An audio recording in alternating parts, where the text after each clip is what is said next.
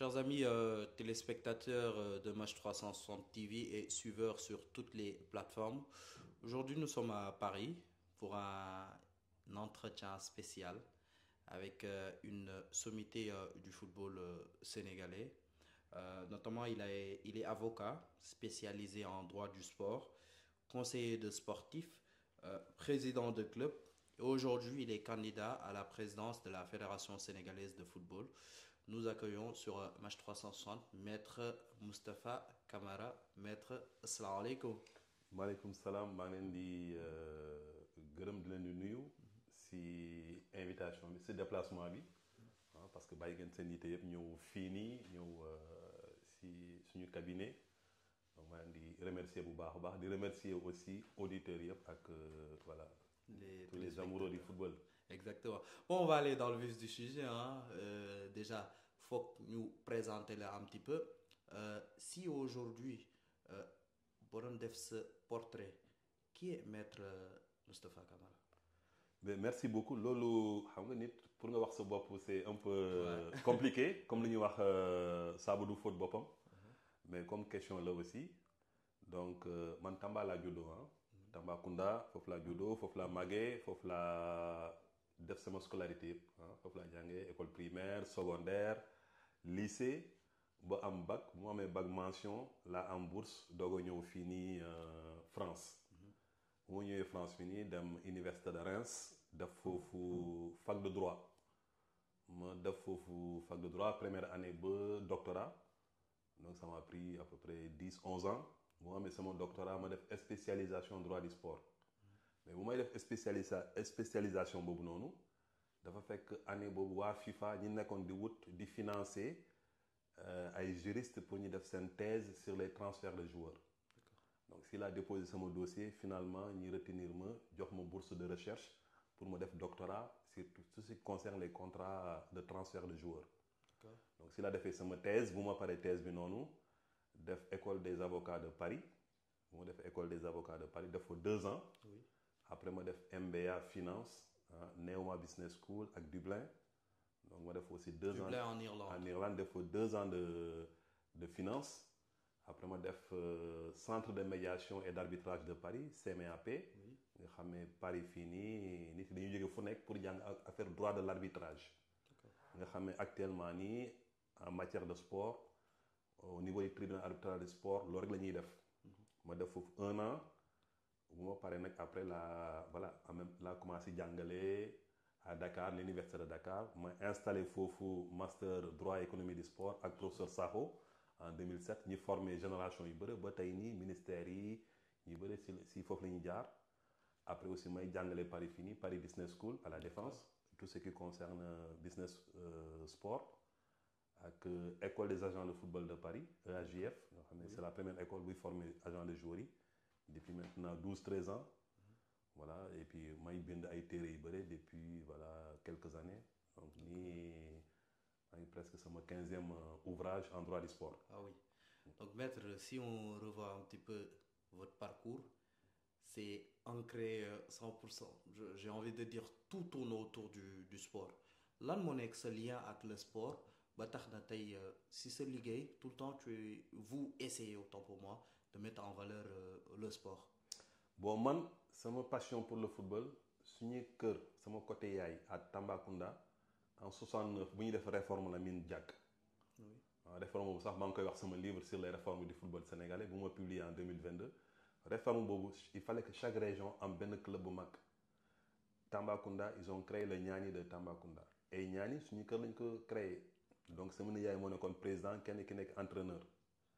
ñaani dem ñi transformé ko mu nekk Soreflex aussi nekkoon équipe première division ak deuxième division sama nijaay ñoo nekkoon président après léegi Soreflex nekk Coton Sport léegi ñu ngi en N1 sama nijaay aussi moo nekkoon président après man comme foofu laa màggee nekk foofu noonu suivroon yëpp évolution bi noonu may dimbale équipe yi ba finalement ñi regroupé wu ñu ne léegi dañoo bëgg yow nga nekk président club bi noonu laa nekkee président Coton Sport de Tambacounda noonu laa ñëwee si sport.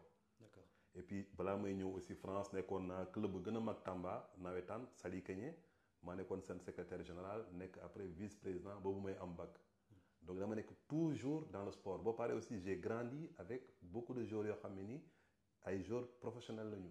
D'accord. ma leen di côtoyer et bëri nañ trop donc noonu laa amee passion bu ma nee ba dem war a def thèse ma ne xaaral ma def thèse sur les contrats sportifs. mais maître nekkoon nga ci administratif bi mais est-ce que yaa ngi doon football. maa ngi dem football parce que sama poste kii la libéro la. yow da nga doon yàq ay action rek daa mel ni. libéro même d'ailleurs am nañu à Reims on avait benn tournoi bu mag. Tournoi des étudiants africains. Reims, il y a vraiment, c'est la plus grande université africaine de France. On était presque 12 000 étudiants africains. Moi, je suis président de l'association des étudiants africains de Reims. On était 12 000. On organisait un tournoi chaque année et on avait une équipe sénégalaise. Donc, équipe sénégalaise, j'étais soit libéraux ou arrière droit titulaire. Ok. Peut-être que tu es capitaine, ou tu es meneur d'homme. Non, j'étais juste tranquille. Am na ñoo xam ne ñoo ma gënoon aay mais quand même derrière j'avais toujours ma place de titulaire, voilà. Exactement. Donc wax nga ko léegi ci say biir wax que vous avez accompagné beaucoup d'internationaux sénégalais, surtout il y en a comme Sadio Mané, là plus récemment je pense Cheikh Niass, que vous conseillez beaucoup. Comment votre expertise juridique a vraiment boosté ou a contribué à la gestion de leur carrière? Non, xam nga nu mu tudd bon yenn joueurs yi lañ la cité nii mais bëri na joueurs yeneen joueurs yu ma accompagné ay entraîneurs aussi comme Aliou Cissé. Parce que Aliou Cissé bu mu paree carrière am sama kër la ñëw à Marseille nee ma dama bëgg a def sama reconversion donc man maa ko téye après accompagné ko bu mu amee diplôme am maa ko présenté au président Augustin Senghor devant Amara Traoré et Amsata Fall ici à Paris. Ma ne Augustin Aliou am na diplôme am il faut nga intégrer ko équipe nationale donc si lañ koy intégrer après quelques mois dans l'attelage pour les JO. Donc même bu ñuy dem aussi à Vichy il y avait toute cette génération bu ñuy gis tey nii ils étaient tous là-bas mais j'étais là-bas pendant un mois. Donc j'ai accompagné beaucoup de sportifs. Tey j'accompagne plutôt des fédérations nationales. Au niveau du TAS notamment récemment. Contentieux électoral avec le Tchad, fédération tchadienne, avec le président Tahir Oloy Hassan. Et depuis cette semaine aussi, j'accompagne dans le cadre des élections à la fédération nigérienne de football. Donc, semaine bi yëpp nii si seen dossier lañ nekkoon dans le cadre de la succession du président Djibrila Amidou. D'accord. Donc tey ni ñaar fédération yi noonu maa ngi leen di accompagner comme avocat. D'accord. Donc yaa ngi leen di accompagner comme avocat et que indil nga leen aussi benn apport professionnel j'ai envie de dire pour plus structuration ki yooyu noonu donc man j'ai envie d'aborder aussi voilà benn aspect boo xam ni voilà on en a beaucoup parlé c'est que accompagner nga Sadio Mané on va dire de Salzbourg à Liverpool nan la demee ak lu waral aussi arrêter peut-être collaboration boobu noonu. Non, Sadio Mané c'est vrai que maa ngi koy commencé encadrer quand il avait pas signé son contrat pro. Il était à Metz. Et bu muy ñëw aussi équipe nationale olympique aussi j'étais avec lui jusqu'à Liverpool. Donc c'était vraiment les étapes les plus importantes de sa carrière. Exactement. Donc j'ai apporté toute mon expertise pour accompagner ko. Bon après aujourd'hui Sadio c'est une très grande fierté, il a fait une très grande carrière et ça moi je suis c'est cet aspect que je retiens. D'accord. Et vraiment ça c'est voilà c'est une fierté pour le Sénégal, pour nous aussi et pour moi. Et qu'aujourd'hui, à part ça, Sadio la ñu gën a xam. Mais il y a beaucoup de sportifs yoo xam ne nii xam nga avocat moom tu travailles sur un dossier, tu travailles sur ça, après tu continues, tu as d'autres clients. C'est le cas d'Aliou Cissé, c'est le cas de Pape Gueye, c'est le cas de beaucoup d'autres internationaux. D'accord. Non, li waral question boobu c'est parce que aussi il y a Bassirou Sakho qu'on avait eu en interview et aussi on avait lu son livre ñu gis ni dañ la écarté à vrai dire. non si gestion Sadio bi moo tax ñu bëgg ay leeral ci loolu noonu. non Non, non, non. Sadio, on a eu de très bonnes relations. On continue à avoir de très très bonnes relations.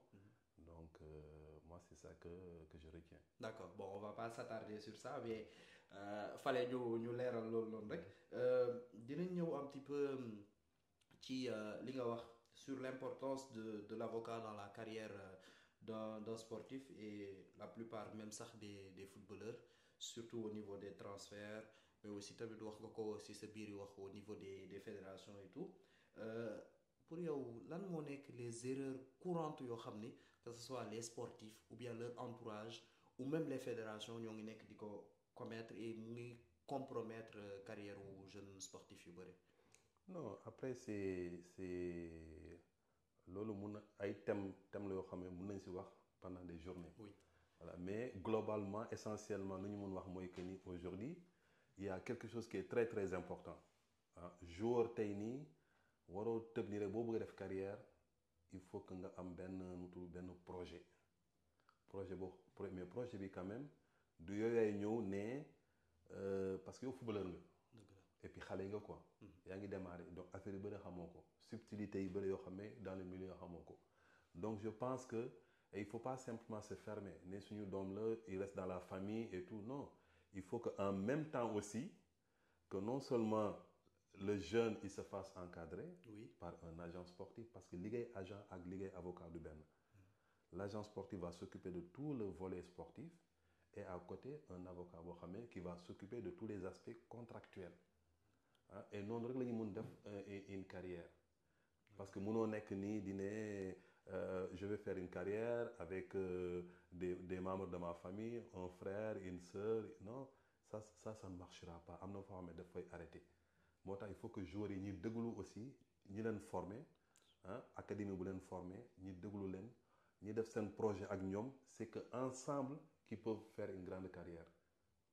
Mais tout seul ou avec sa famille ou avec des non-professionnels jour bi il ne fera pas de carrière quel que soit son talent te am nañu exemple yu bëri Sénégal ñoo xam ne ni Sadio c'était pas le plus talentueux gis naa joueurs yoo xam ne ils sont plus talentueux que Sadio ou même aussi talentueux que moom mais ils ont fait des carrières moyennes prestigieuses que moom parce que lui il s'est fait encadrer et sa qualité aussi il écoutait les gens.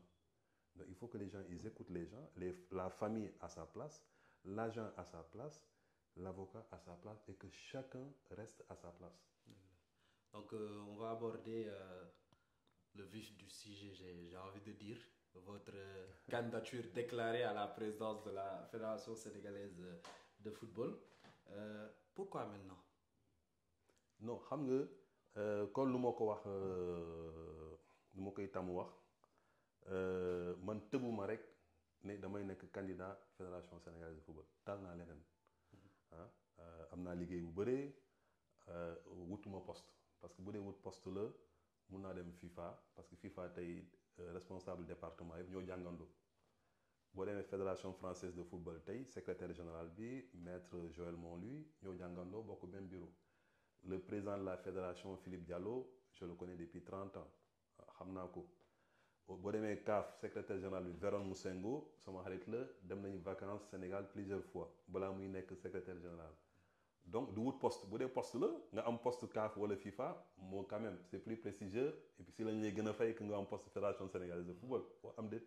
waaw mais ñaar yi du benn parce que da ngay liggéeyal sa dëkk. voilà oui mais dama ne donc dama ne pour poste. bu dee poste ngay wut.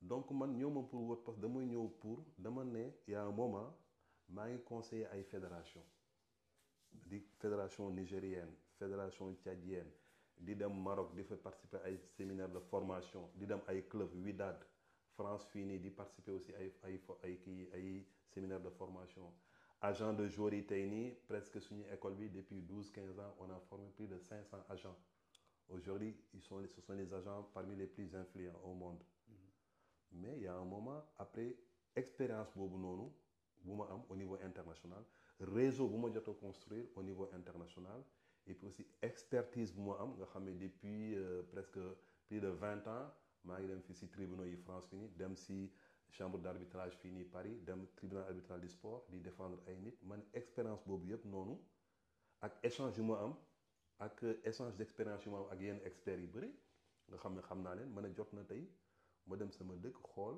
parce que Sénégal am nañu ay résultats sportifs mais nan la ñu mun def après pour Sénégal football bi am beneen jaar si beneen étape donc ma ne yu ma am nii expertise bi expérience bi nii réseau bi nii ak passion bi ma ne su ma ñëwee certainement ak ñi fa nekk noonu on peut développer le football.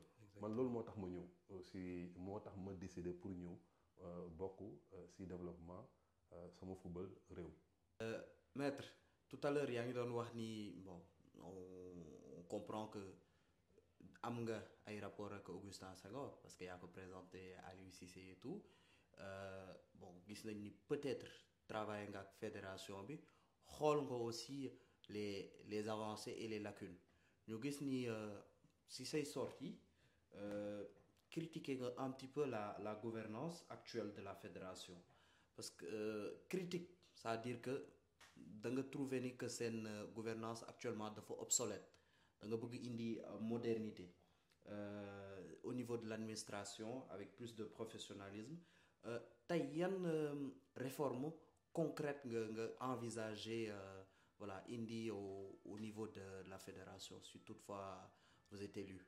loolu question bu am solo la man comme nu ma wax tëbbuma rek ne dama bëgg nekk président de la fédération ça fait plusieurs années maa ngi siy réfléchir te aussi du man kese man maa tëb def programme c'est un programme boo xam ne ni c'est basé sur la co-construction ay experts expérience sur le terrain ancrage local parce que président club la boo xam ne mi ngi si à Tambacounda dem foofu noonu xool les difficultés qu'on a donc co-construction la ba pare donc comme nu ma wax nii aussi c'est basé sur l'intelligence collective parce que benn xel doyul ñoo xam ne ñu ngi sur le terrain ñoo xam ne ils réfléchissent à partir de loolu laa defar programme et programme bi noonu ñu ngi koy ça s'articule autour d'un slogan football pour tous parce que dama seetlu Sénégal am nañu territoire yu ñuy fàtte boo demee Tambacounda équipe nationale télé rek lañ koy gis deuxièmement boo dem am na région yoo xam ne ligue yoo xam ne bokkuñu COMEX donc y a des territoires qui sont abandonnés donc man football pour tous sama slogan donc territoire du ñuy fàtte benn territoire Sénégal muy Bambali muy Saraya muy Agnam muy Podor muy Richard Toll muy Daara Jolof du ñuy fàtte benn territoire. D'accord. Deuxième chose du ñuy fàtte benn pratique du ñuy fàtte aussi benn genre muy jigéen muy xale yi ñëpp si la ñuy bokk donc football boo xam ne du fàtte kenn du fàtte football du intéressé wu équipe nationale kese mais en même temps football local bi aussi surtout football amateur. Et deuxièmement man yaa ngi wax sànq aspect gouvernance loolu du critique man lu may wax dama koy def ci ay faits yu concret maa ngi bind sama livre sur les réformes du football sénégalais maa ngi ci wax affaire gouvernance parce que dama dem Maroc gis nan la ñuy doxalee seen gouvernance dem France fii nii gis nu ñuy doxalee seen gouvernance dem yeneen dëkk gis nu ñuy doxalee seen gouvernance tey nii gouvernance bu am au niveau de la fédération sénégalaise de football loolu c'est obsolète c'est dépassé parce que loolu moo amoon France amoon Maroc amoon Angleterre ñooñu ñuy changé doxalin par exemple tey dëkk yooyu loolu moo fa amoon moo am tey ba tey Sénégal mooy secrétaire général président comité exécutif COMEX organe ak ay commission permanente mais loolu moo amoon yeneen dëkk yooyu yëpp mais dañoo toog benn instant ñu ne léegi nañuy changé léegi boo xoolee ñoom ñi ngi yore conseil d'administration am directeur général am conseil de surveillance am ay grands départements finance marketing système d'information mais Sénégal moom toog rek même donc parce que boo xoolee système boo am Sénégal secrétaire général avant lu tax ñi amoon loolu kese parce que amuloon business dans le football donc de ce fait système boobu noonu il s'occupait que des élus il s'occupait pas de l'aspect économique du football. D'accord. Donc yeneen dëkk yi yeneen ñun nañuy def léegi vraie administration vrai conseil de surveillance ak de grands départements te loolu amul Sénégal moo tax ma ne léegi il faut que ñun ñuy jéem aussi adapté wu buñ suñu sur le plan sportif on a de bons résultats mais il faut que aussi suñu niveau gouvernance suñu administration ñi am administration yoo xamee ne am na niveau que les grandes fédérations nationales donc moo tax ni ma bëggoon en plus de ce système boobu noonu nga xam ne secrétaire général et tout ça qui va s'occuper des élus à côté qu'on ait une vraie administration qui va s'occuper de l'administration de notre fédération. De notre fédération donc waa loolu loo am solo la et damay ñëwaat wax nga ko ci say biir wax que président de club nga xam nga peut-être difficulté surtout yu club amateurs yi di rencontrer mais aussi les clubs qui sont dans des zones reculées entre guillemets parce que loin de Dakar tey comment comptez-vous renforcer le football dans les régions éloignées de Dakar pour un développement boo xam ne ce sera plus équitable. Le football amateur est très important parce que boo xoolee pour man football organisation comme iceberg la équipe nationale rek la ñuy gis mais les 3/4 90% yi football amateur la te Sénégal le football amateur dañ ko abandonné avant-hier fédération sénégalaise française de football def nañ seen assemblée générale il y a 3 jours seen budget 300 millions d'euros 100 millions d'euros yoo xam ne ni ils l'ont affecté au football amateur c'est-à-dire un tiers du budget Sénégal tey nii man maa ngi diriger Coton Sport de Tambacounda on a un gros problème de transport on dépense presque 8 millions pour transport kese fédération bi ngi ñuy rembourser 1,3 million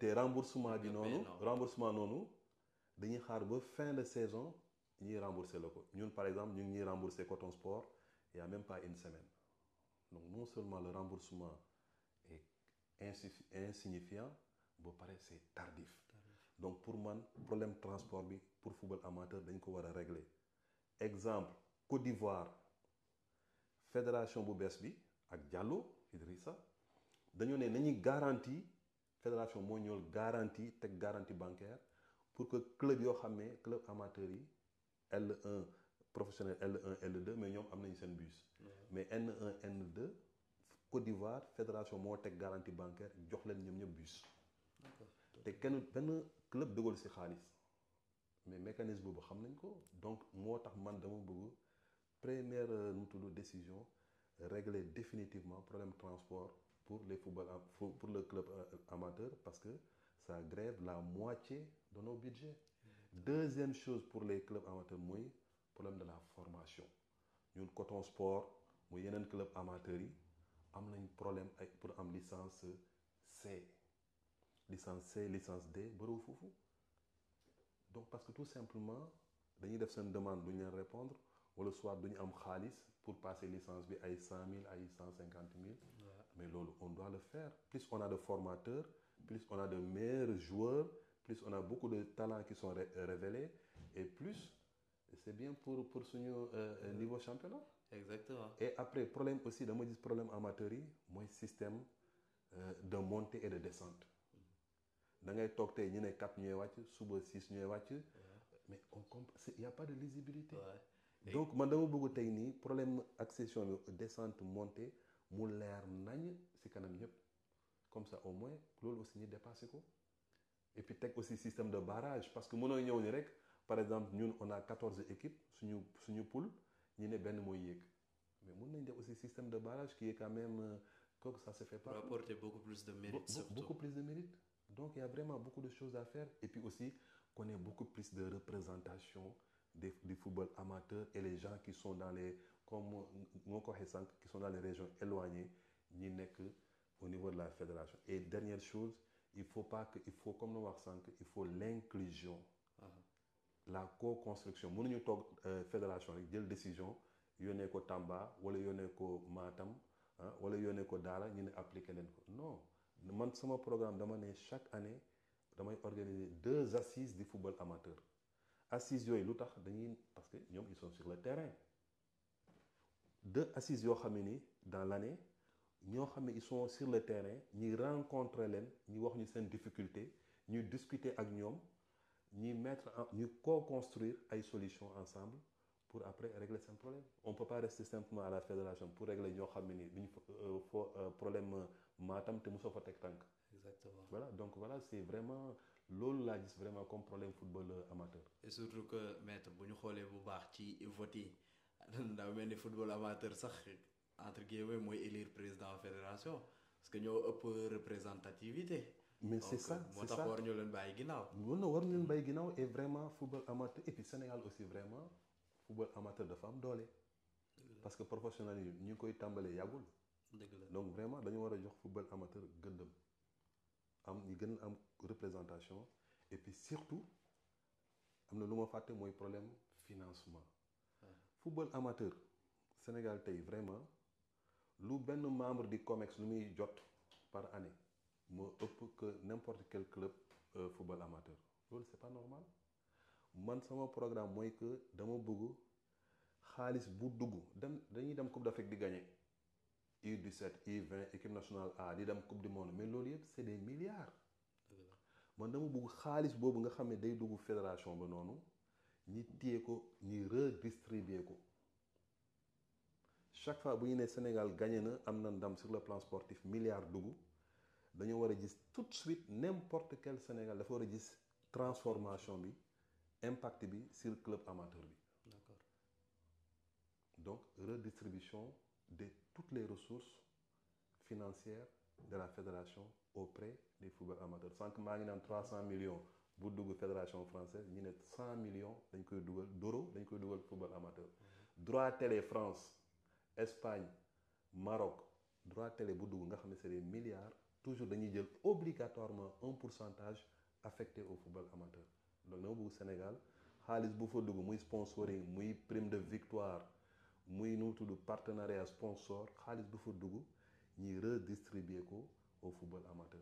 mais problème bi est-ce que du le fait aussi que football amateur dañoo bëre ndax tey proportion yi pour club bu nekk gis ci boppam faudrait un sacré montant. non.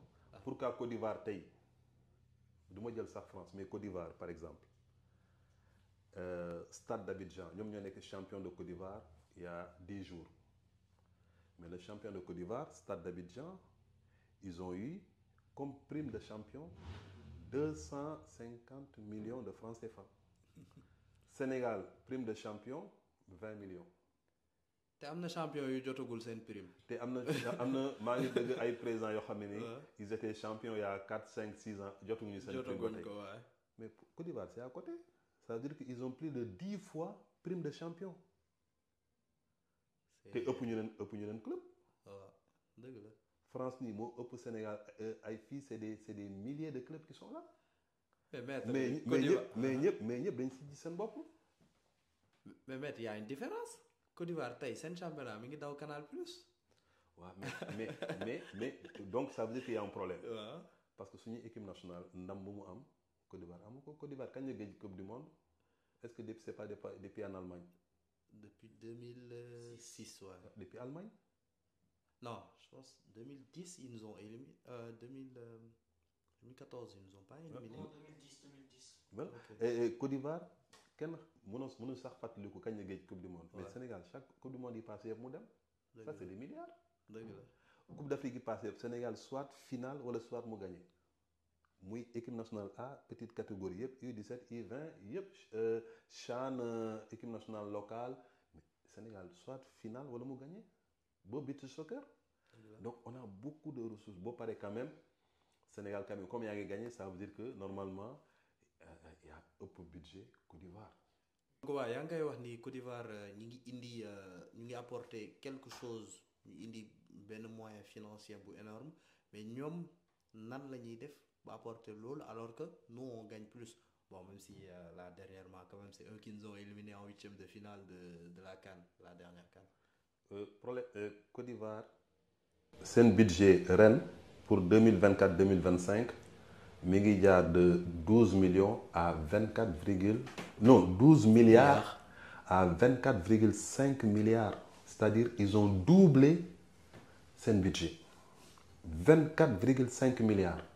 Les revenus. de lu tax parce que tout simplement Côte d'Ivoire dañoo ne ñun nañuy développer nañuy profiter ci suñu victoire CAN bi nii pour développer suñu économie football droit télé yi sponsors yi gën a bëri donc une politique agressive en matière de sponsoring ak de marketing et puis surtout aussi même foo dem léegi da ngay gis maillot Côte d'Ivoire Sénégal mi ngi gagné keroog Angleterre mais ñi bëre woon nañ ma ñi ngi wut maillot Sénégal mais gisuñu ko. Il y avait même des problèmes de billets. Beaucoup de gens m'ont contacté pour trouver des billets. Donc ça veut dire que nous, on ne profite pas, parce que c'est pas normal, nous sommes champion d'Afrique, toutes catégories confondues. Et on a un problème, on a moyen de 2 milliards de déficit. C'est quand même... Et parce que tout simplement, nous, on se limite juste aux primes de victoire. Nous ne justifions parce que nous, Côte d'Ivoire, nous sommes éliminés. Ça veut dire que nous, on n'a aucune vision en matière économique. Sur nos ressources, on dit on va faire juste focus sur les victoires. Mais performances sportives. Mais ça, c'est aléatoire. C'est aléatoire. C'est aléatoire. Côte d'Ivoire, nous avons gagné, mais on voyait quand même. Maroc, quand il a gagné la Coupe d'Afrique? Je pense 2004. 86? Non, 2004. En Tunisie. En Tunisie, c'était pas le Maroc. Mais ils étaient en finale. Oui, ils étaient en finale. Oui. Tunisie, ils vont gagner. Ouais, ils étaient en finale. Maroc, ils ont gagné, je pense, une équipe avec Timoumi en 86. Depuis 86, ils ont gagné. Et regardez le Maroc, c'est une économie du football. Champion du Maroc, ils ont plus de 50 à 100 fois prime de champion que champion Sénégal. Salaire au Maroc, man dem naa Wydad de Casablanca defal naa leen séminaire am na joueurs yoo xam ne ils ont 15 millions par mois ñi am 20 millions par mois de salaire am appartement am auto. Wydad ñi am ay abonnés dans le monde entier am ay centres commerciaux club bi moo leen moom. Sénégal ban club bu fa gën a mag ban la bu ñuy cité club bu mag Jaraaf lañu am. Jaraaf waay. amuñu carte d'abonnement seen salaire yi xam nañ ko. Salaire Jaraaf yi amul benn bu dépassé yi gën a bu fa gën a kawe dépassé wul 400 000 500 000 mais yeneen club yëpp noonu ils sont entre 75 000 100 000 ban joueur sénégalais moo am local moo am appartement wala këram ak otom. C'est difficile. C'est difficile moo tax joueurs yi duñ leen mën a conserver. duñ mën conserver donc ça veut dire que il faut que à part qu'on arrête de juste compter sur les performances sportives. Et puis qu'on essaye aussi xool yeneen côté yi sponsoring modèle économique bi noonu marketing bi jaay mayo yi ñu xool yooyu yi vraie politique te loolu quand même xam-xam la. D'accord. Il faut ñu développer volet boobu nga xam ne performance sportive xaalis bu muy indi day juste yokkute kese lay nekk mais on dépendra moins que ça comme les grandes fédérations ñuy def actuellement. Donc su ma comprendre bu baax daal faut que ngeen accompagner club yi pour ñu am seen autonomie financière daal. Mais là, quand on dit football professionnel, ce n'est pas juste un statut administratif de juste ce kayit. Mais il faut, bon, Disney quand même, c'est un vrai football professionnel. Exactement. Donc, je regarde encore une fois si ce programme, parce que épluché quand même avant de faire l'interview. Après, voilà, am na loo xam ne gis naa ci tamit bëgg naa nga gën ma ko leeral tey par exemple wax nga ci.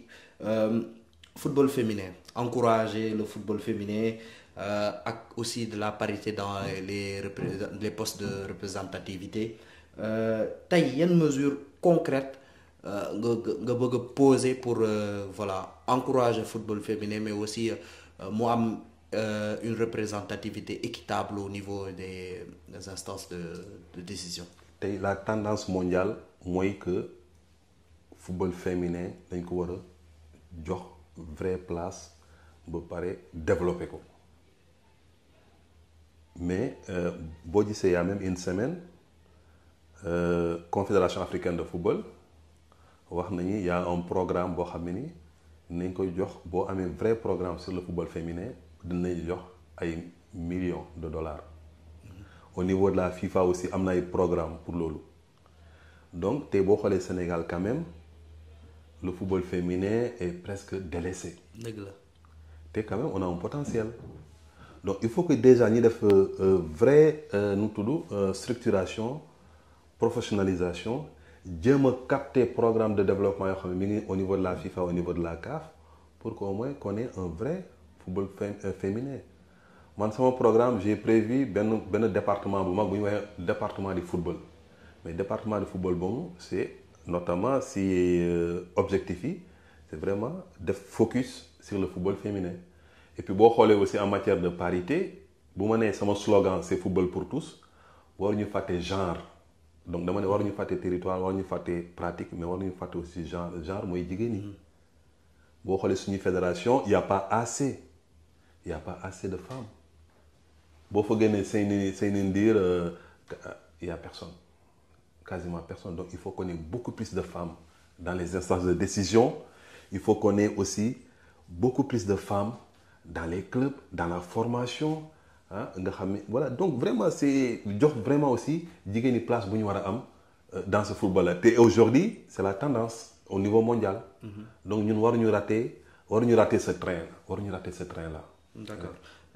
Wax nga aussi man noté naa déjà c'est ce programme que voilà au niveau des infrastructures quand même am na évolution au Sénégal avec le nouveau stade de Diamniadio yooyu noonu mais aussi il y a certaines lacunes ndax daanaka du yëpp sax la ñu homologué il y a encore Léopold on attend encore que ça soit livré yooyu noonu il y a aussi dans d'autres sports gis nañu problème yooyu noonu ñuy d'autres je dis football parce que am na football féminin am na beach soccer loolu yëpp ci football la bokk am na tey si foot gis naa ni préciser nga ko ci sa programme am na aussi futsal nga xam ne récemment sax la ñu soog a am di dem suñu première CAN donc tey lan mooy say projet pour nga moderniser dëgg-dëgg les infrastructures et surtout soutenir la formation du niveau de ces différentes aspects d'un autre football que le football à 11. bu ma nee sànq slogan bi mooy football pour tous donc war ñu fàtte les pratiques yi mooy ceci foot mooy futsal mooy nu mu tudd beach soccer mooy même qui commence à se développer mais nit yi xamuñu ko aussi mooy le football au sol c'est-à-dire ñoom ñoo xam ne nii mënuñu sax dox tu vois ñiy raam ñiy jéem a aussi participer ci football donc waruñu fàtte benn pratique. Donc inclusion et puis aussi nu mu tudd diversification des pratiques. Donc ça c'est important. Et puis après wax nga affaire infrastructure yi c'est vrai que depuis quelque temps ñu ngi commencé ak état bi ñu ngi commencé di développer suñu infrastructure yi mais il y a des programmes aussi boo gisee stade Demba Diop c'est un programme avec la FIFA. D'ailleurs semaine prochaine il y aura une délégation de la FIFA qui vont aller là-bas pour faire une inspection d'ailleurs ñi kuy diriger délégation bi noonu sama xarit la parce que moom moo ne semaine prochaine naa dem Dakar parce que chantier Demba Diop bi c'est en retard et tout ça pour def une inspection. Donc on sait aussi xam nañu réseau bi bu may wax sànq réseau xam nañu aussi ñoo xam ne nii ñu ngi si au niveau de la FIFA am programme de développement boo gisee fédération Tchad nga xam ne man maa leen di conseiller aussi am nañu académie bu mag boo xam ne ni am nañu financement bi yàggul académie boo xam ne ça fait 2-3 millions de dollars ngandum académie c'est dinañ ko inauguré du yàgg Tchad boo fa demee aussi am na stade bu bees pour bu ñu inauguré au mois d'avril. boo demee aussi au Niger donc vraiment on sait fan lañ bu ñuy si programme yoo xam ne ni c'est prévu pour développer les infrastructures xam nañ nan la ñu war a def monter dossiers yi xam nañ aussi ñan ñoo xam ne ni c'est les responsables dans ces institutions internationales. Donc ñun aussi on veut profiter de ce réseau pour que Sénégal en dehors de stade Demba Diop que yeneen stades yoo xam ne surtout des stades régionaux aussi ñi bañ leen fàtte parce que stades régionaux yi boo gisee Tambacounda tey nii benn terrain synthétique moo fa nekk stade municipal bi te terrain synthétique mi ngi commencé yàqu amul projecteur donc aussi jéem a capter des investisseurs privés aussi des investisseurs privés et puis au niveau des programmes des institutions internationales du football nan la ñu mun def pour ñëw Sénégal def ay projets structurants pour que aussi ñu développer les infrastructures non seulement au niveau de Dakar mais aussi au niveau des régions éloignées du Sénégal. waaw maître wax nga quand même si man je trouve que voilà sama avis personnel laa joxe que le programme est ambitieux inclusif et surtout structuré avec une vision vraiment moderne mais man li ma xaw a gis peut-être c'est gisuma véritablement un plan budgétaire clair boo xam ni mën nañ atteindre ambition de modernisation et surtout Ça risque d'être un vœu pieux hein, parce que quoi qu'on puisse dire tey situation Sénégal gis nga ko problème ressources financières yi c'est limité et surtout que le football sénégalais aussi gis nañ ni ministère bee ci def loxoom mais am na yu bëre yoo xam ne tey chaque jour on nous fait savoir que waaw xaalis amul dëkk bi dafa entre guillemets daal donc loolu aussi nan nga ñu ci mën a leeralee exactement.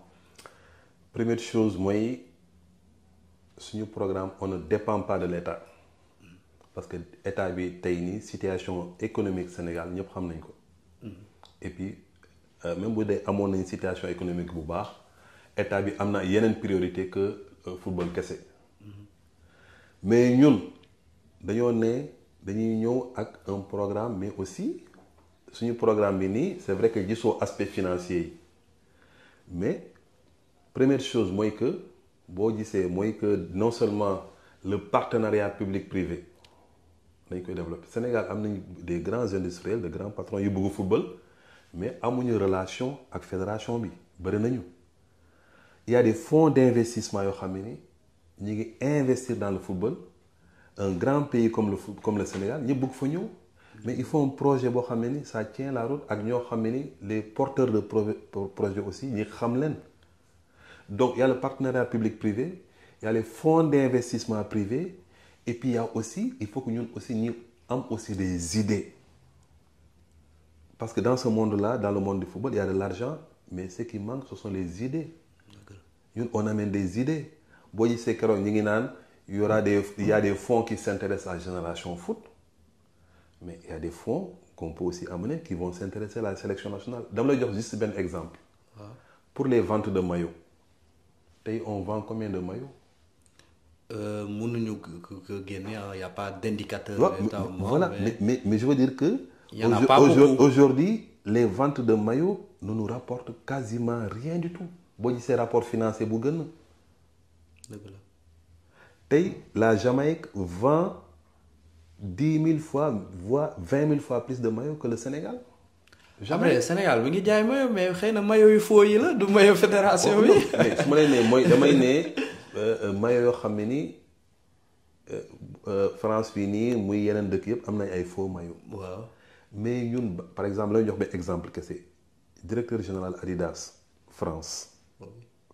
nga xam ne xam naa ko bu baax dama ko dem seeti laaj ko nan la ñu mun lu tax ñun mun nañu si gën sur le plan financier si vente maillot yi mu expliquer ma ko.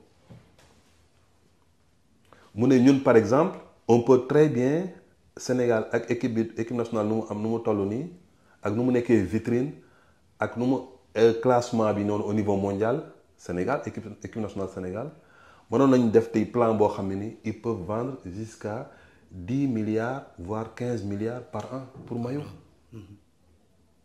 Donc loolu c'est énorme. Loolu c'est énorme. Loolu c'est énorme donc ça je veux dire que on manque que d'idées. Mais les idées, elles sont là, on les a. On connaît les gens qui ont une expérience dans ce domaine. On sait aussi comment faire pour indi khalis bir Sénégal. D'accord. Maintenant, on a une structuration, on a une finance, mais man sur le terrain, là, il y a un problème que le football sénégalais a rencontré, surtout sur le club. Nous nous imposer en Afrique. Donc, quand on parle de l'Afrique, même c'est difficile pour nous. Et que faut sortir si compétition africaine ou même nous qualifier si phase de poule la plupart ay exception les donne suñu équipe nationale tamit xaw na régresser un petit peu hein def nañu razzia c'est vrai entre 2022 2023 mais tey lan mooy sa plan lan mooy sa idée si plan sportif bi pour tey Sénégal retrouver un niveau continental très très fort et surtout prétendre à un niveau international parce qu'on l'a vu avec la récente Coupe du Monde des clubs. Donc, les Africains peuvent prétendre à des places ci banquet mondial du football. Coupe du Monde des clubs, bu ngay wax ni dotation globale bi 1 milliard de dollars la. Boo fa amee benn victoire, tu as 2 millions de dollars. Boo amee match nul, tu as 1 million de dollars. Actuellement, il y a des clubs africains qui ont une victoire. Dëgg la muy Espérance de Tunis gagné na. Espérance muy Mamelodi. Mamelodi Sundowns waaw xam nañu fa gagné nañu foofu. Donc ça veut dire seen victoire boobu rek am nañu 2 millions de dollars sans compter seen prime de participation. mais ñooñu ça veut dire qu'aujourd'hui rien que cette participation ils ont créé ces clubs ont créé un fossé ak suñu club yi. dëgg la. mais ñun suñu problème mooy lan Mamelodi lu tax ñuy gagné parce que seen joueurs yi mag yëpp ñu ne bu ñu leen bëggee transférer ñu ne lu ñu leen transférer on les maintient. 3/4 de l'effectif de la sélection nationale sud-africaine foofu la ñu jógee. boo demee au Maroc boo demee Égypte pour qu'ils gagnent toujours parce que ils arrivent à maintenir les meilleurs joueurs. Mais Sénégal janvier kese nga dëgg ni les 3 meilleurs joueurs du championnat dem nañu. Fin de saison il y a minimum 20 qui partent minimum 20 les mêmes 20 meilleurs joueurs ils partent ça veut dire que chaque année. on renouvelle. Ça veut dire tout simplement après on n'arrive pas à maintenir la qualité du championnat. Parce que si chaque année tu vends tes 20-30 meilleurs joueurs qualité amatu fa. Donc première chose nañu jëm a déjà maintenir la qualité en maintenant les meilleurs joueurs et pour maintenir les meilleurs joueurs il faut des salaires et pour des salaires il faut des ressources donc moo tax sànq ma ne la xaalis bu ñëw il faut ñu redistribuer ko club yi. bu ñu ko redistribuer club yi mun joxe ay salaires bu ñu joxee salaire les meilleurs yi restent jéem a capter yeneen ressources additionnelles on a les meilleurs joueurs qui restent et dans ce cas-là on peut après nous tous compétir performant au niveau continental. Déjà Champions League Coupe CAF tu as des dotations boo demee Coupe du Monde tu peux revenir avec minimum ay 7-8 millions de dollars. Donc et xoolal tey nii championnat Sénégal joueurs yu bëri ils vont même au Rwanda les meilleurs joueurs. Ils vont en Tanzanie. C'est vrai. Ils vont même en Libye qui est en guerre. Ils vont au Soudan qui est en guerre. Même en Mauritanie. Ils vont en Mauritanie. Ils vont en Guinée.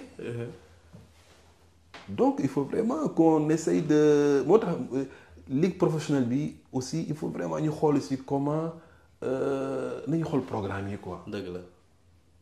Mais on a un potentiel qu'il faut exploiter. Mais maître benn question si ligue professionnelle boobu noonu gis nañ candidat yi ñu ngi génn nànk-nànk est-ce que yow aussi si yenn déclaration candidat yi vous retrouvez dedans. Problème bi mooy tey nii ñi bëri dañuy ne on est candidat mais vraiment ñi si am programme bëriwul boo gisee ligue professionnelle bi par exemple man gisuguma programme mu Ablaye Sow ñi bëri dañuy ne je suis candidat mais gisuma seen programme nu mu tudd Djibril Wade gisuma programme am te pourtant léegi élection yi ñëw. Donc au moins pour nga mën apprécier il faut aussi nga am loo xam ne lu leer. mais ko amul programme tu peux pas. Après il y en a. Et après il y a Babacar Ndiaye Babacar Ndiaye par exemple c'est quelqu'un qui a un programme. Parce que gis naa ko c'est quelqu'un qui a une vision c'est quelqu'un boo xam ne aussi bu ne mun naa transformer football bi nu tudd développer football professionnel bi. mun nañ am yaakaar ci moom parce que nu ñuy gis ni depuis quelque temps muy doxalee au niveau de Tëngéej. gis nañ quand même jël na ko ci suuf yéegal ko ba ci kaw donc kooku on peut quand même il a fait ses preuves sur le terrain il a nu mu tudd il a un programme il a une vision mais man je le connais même pas mais je sais que quand je vois les 3 candidats le choix est vite fait. Donc aujourd'hui je pense que lu ñu war a xool d'abord muy football amateur muy football professionnel muy au niveau de la fédération.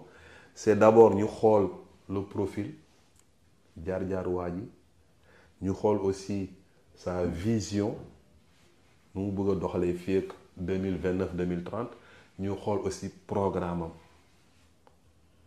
Donc maître wax nga loolu man transition bi moom dama koy trouver parce que am na similitude bu ñu def entre yow ak Babacar le fait que yaa ngi entre 2 avions ak yooyu noonu te.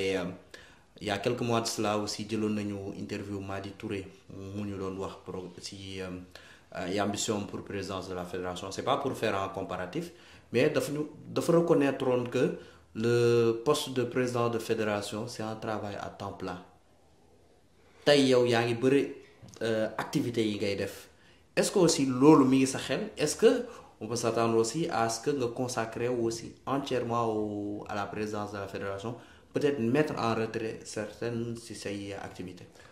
C'est une très bonne question. Man dama ne bu ñuy choisir sànq wax naa il faut choisir profil xool expérience xool expertise xool réseau xool aussi vision ak programme mais surtout disponibilité.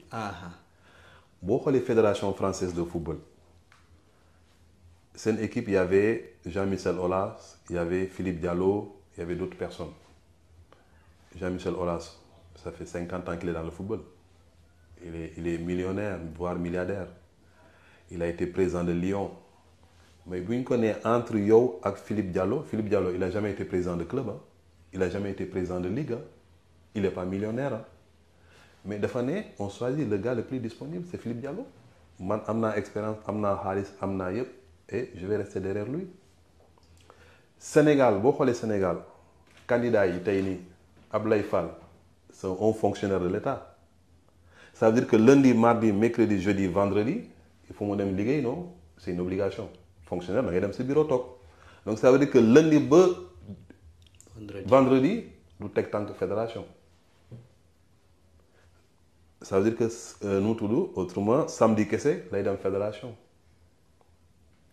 Si vous par exemple, cas un candidat, comme par exemple, Madi Touré, il a beaucoup de responsabilités. Il y a Génération Foot, il y a l'académie, il y a les transferts, il y a beaucoup de choses. Man, defuma benen liguey, nekuma fonctionnaire, nekuma dans le business, gérer une grande académie ou un grand club. Moi, je travaille dans le football. Je suis avocat, football, qu'est-ce que c'est ligue. Et man, ce que je décide, moi, c'est candidat. Ça fait des années que je travaille sur ça. Si je suis président, moi, je serai un président disponible. C'est-à-dire que lundi, vendredi, samedi, si je suis fédération, 7h du matin, 20h, je vais faire de ligue.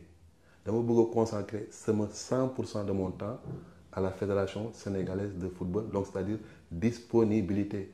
Je dirige mon académie, dirige mon club Ligue 1, dirige mon club Ligue 2. Même Coton Sport, moi, dirige qui est un club amateur, je vais démissionner de Coton Sport, bailler le Benendit. 100% de mon temps, c'est pour le football. Et pendant, voilà, du matin au soir, je suis là-bas. Donc, di nga nekk président bu disponible à 100% pour le football. Bon, c'est ce que nous avions aussi dit à Madi Touré en interview. Je fais pas de comparatif. Mais tey man dernière question bi ma am envie de laaj la mooy yan indicateur maanaam lan mooy mën a wan ni que tey programme bi nga proposé que dina marcher carrément tey buñ la faloon président fédération.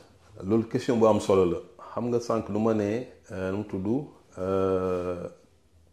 ñi bëri amuñu déjà programme parce que ñi bëri gisuma seen programme wala programme yoo xam ne nii boo demee ChatGPT boo tapé di nga gis ni ils ont pris leur programme à gauche à droite tu vas copier-coller mais bu may commencé dama ne sama programme co-construction la maanaam bind naa 15 livres nii maa ngi war a semaine prochaine naa publier le code du sport annoté du Sénégal nga xam ne Sénégal mi ngi doog am code du sport donc sama expertise en tant qu'avocat sur le terrain, en tant que professeur dans le supérieur, OPI, rencontre yu ma def ak ay experts yu bëri.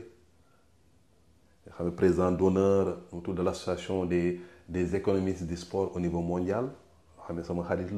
Donc, ils ont monté du football professionnel en Arabie Saoudite, au Brésil, au Chili, au Maroc. Bu roi bi di def bu muy déposé pour ñu créer football professionnel en 2008.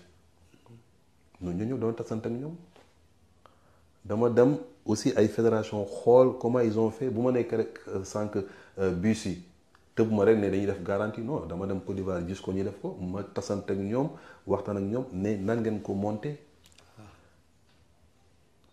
Donc c'est pas un programme théorique des programmes boo xam ne nii dañ ko def yeneen dëkk ñi gis ko ñi xam aussi ñu ko def si dëkk yooyu ak lu ñu ko defee. Donc c'est un programme qui est concret. Ça a été co-construit sur la base d'expertise et sur la base d'expérience du terrain. D'accord maître jërëjëf si temps bi ñu accordel si interview bi là on touche à la fin de l'interview tey lan moo mën a nekk sa mot de la fin. Bon sama mot de la fin mooy que élection yi ñëw nii élection yi am solo la parce que mu tudd football sénégalais quand même am nañ ay résultats mais il faut qu'aujourd'hui on a besoin de résultats économiques ak financiers. Prochain candidat bu ñu war a choisir bu club yi war a choisir club amateur yi club professionnel ak yeneen acteurs yëpp parce que dañuy voter aussi muy médecin yi muy arbitre yi lu ñu war a choisir mooy kan mooy présenter programme boo xam ne nii bu leen gën a convaincant ak programme boo xam ne mun a développer suñu football. bés bu ñuy ñëw pour teg seen carte le 2 août benn question la ñu war a poser waruñu xool nii est-ce que kii sama xarit la est-ce que si ñoo bokk koñ est-ce que kii yàgg na fédération wala est-ce que lu ñu war a poser mooy simplement su ma voté sama voix bi nii benn voix bi kese mun a def différence te voix boobu noonu dama koy déposer koo xam ne nii am na profil bi aussi comme on dit jusqu'à présent mooy koo xam ne un nouveau visage pour le football sénégalais et nouveau visage mooy koo xam ne ni musul liggéey fédération bu fi nekk nii koo xam ne ni musul bokk ci commission exécutive bu nekk fédération bi nii koo xam ne ni musul liggéey ak Senghor mais boo nekk ak Senghor depuis 8 ans 16 ans 20 ans wala ba 8 ans nga ñëw tey ni nga ne yow nit ku bees nga wala da nga bëgg a développer football sénégalais kenn du la mun gëm donc nañu poser juste quelques questions mooy est-ce que c'est un nouveau visage est-ce que c'est un bon profil est-ce que am na vision est-ce que am na programme boo xam ne mën na développer suñu football est-ce que am na koo xam ne c'est un passionné du football c'est les seules questions qu'on doit se poser le jour bu ñu war a voter.